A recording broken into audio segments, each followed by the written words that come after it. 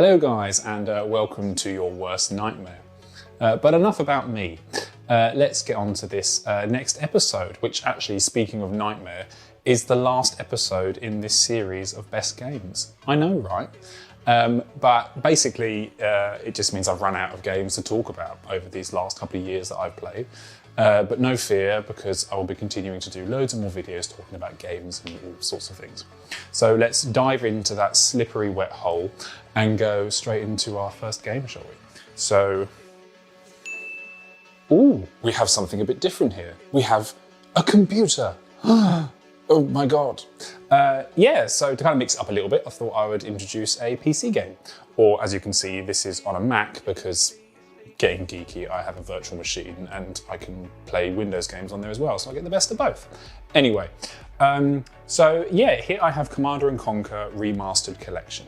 You'll probably notice over this series that I've spoken a lot about remastered and remakes of games, which kind of says two things about the industry really. One, that are we lacking in originality and original stories? Or is it B, there are so many great classic games out there that they deserve to be re-explored and reintroduced to a new generation. I kind of prefer that one, to be honest. So yeah, this was one of the first strategy games I ever remember playing. It was released, I think, in 1995. Actually, interestingly, they released it on Mega Drive as well as PlayStation, but the PlayStation 1 was the better quality, sort of, well, run smoother and all that sort of jazz. But yeah, this year, a bit out of nowhere, they went, oh, we're going to completely redo it. In terms of the quality, and released the first 3 for you available. And I got immediately really excited. And they do this really cool thing, which you can see here, where you can basically press the space bar and you can switch between old graphics and new graphics. So you can see the difference, which kind of makes me go, oh wow, did we really used to play with pixels that big in your face? But yeah, it is what it is. It's an amazing sort of war strategy game, really fun. One of the first games ever to really incorporate live action sort of actors and performances, which made it feel a bit more sort of classy, I think, in that respect. And they ended up getting some really big actors as well in the later installments. But yeah, these first 3 were classics. They got the original Westwood team to get involved in this. They got the original composers to remix the music. So playing it, I was like, oh, this is just nostalgia. So yeah, I just wanted to share this one with you because I thought it was a great sort of little game to play that I enjoyed, really. So yeah, let's go on to the next one. Whoosh.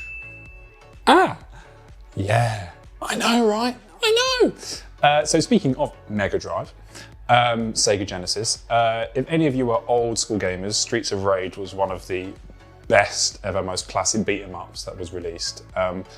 Still stood the test of time, the first 3. They were released like 25 years ago.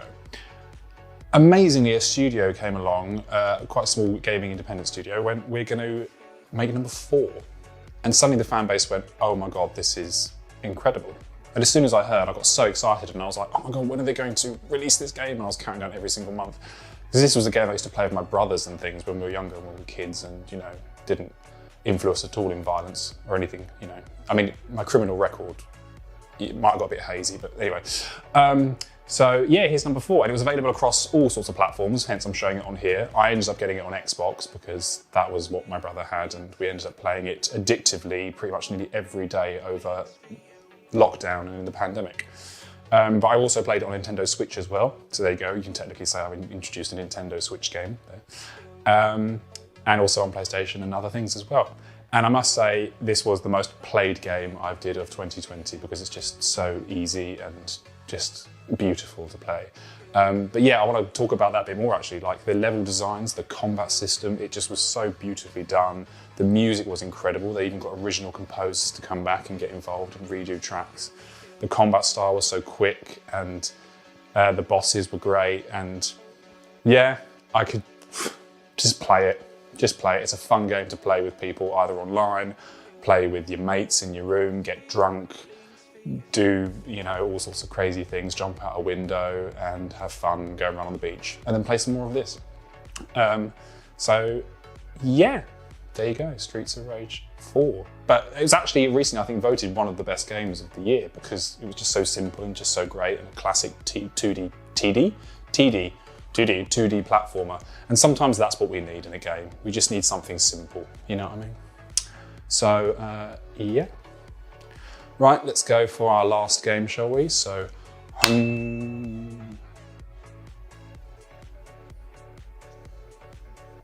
where is it now? Can you see it?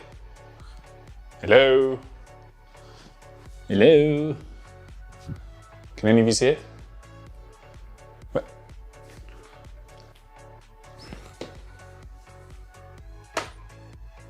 Anyway, yes, we have here a big one. Big one in terms of personally, emotionally, spiritually, physically, everything. If any of you know anything about me, and you do happen to follow me on social media or do whatever sort of things, you'll know that Final Fantasy is my favourite sort of RPG series ever. Number 7, the original, so much so that it is on my skin and on my flesh, as you can see upon there. It is my favourite game of all time. So naturally, there was a huge demand for people to say, please, please remake number 7, because it was so incredible. There's also a huge amount of fear, I think, that comes with that, because you're remaking arguably the greatest RPG game ever made, and most influential.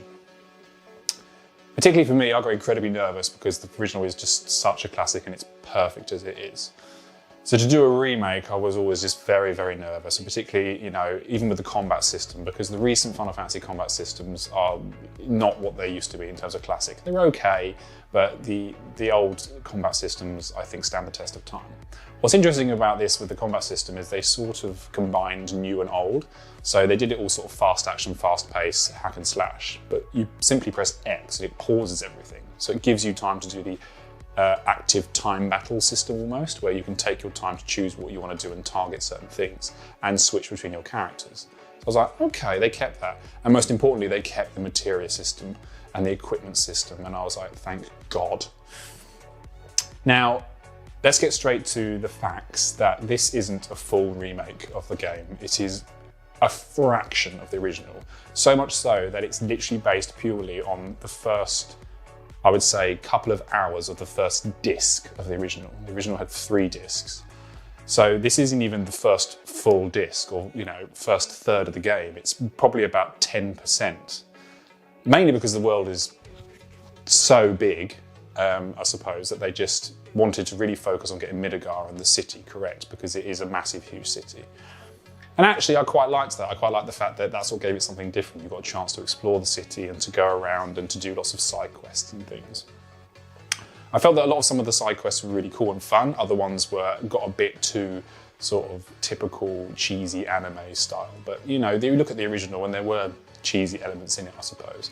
But they kept the musical scores for it. They kept classic elements, classic bosses. They really paid respect and homage to it. It's difficult for me to give this and say this is, oh my God, an incredible, amazing game, because it's, well, it is, but what I mean is that it's such a fraction of the story. I feel like I need to wait, and hopefully they're going to obviously continue to do installments. I mean, I hope so. It became one of the best-selling games ever, rightly so. But for what it was and what it is and the experience that I had, I did love it and I did enjoy it and I thought it was amazing. Obviously, it didn't give me the same feeling as the original because it is such a fragment of it, but it was nice to revisit those worlds and things in a new sort of next-gen style. So, yeah, I loved it. I thought it was really great, but here's to the future. And I think this is a great last game to kind of talk about in this series, because there's so many more games looking forward to coming and we're gonna get. And yeah, that's basically it.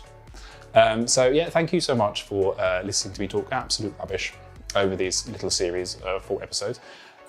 These have just been talking about games that I've personally played. I'm not saying that these are the best games out of everything, because I can't play every single game, but these are the best games that I've played over the last few years. And hopefully I'll get a chance to play more, and particularly on more other platforms. I know I haven't spoken much about Switch games. I do love the Switch. I just don't own one myself yet. I'm just biding my time. But like Mario and Mario Kart and all those things, and stuff, my friends play Zelda and it's all amazing and everything. So there's so many other great games. So yeah, basically, enjoy yourselves, have fun. And I can't wait to see you for the next sort of series of things I do where I talk rubbish. So, smiley face.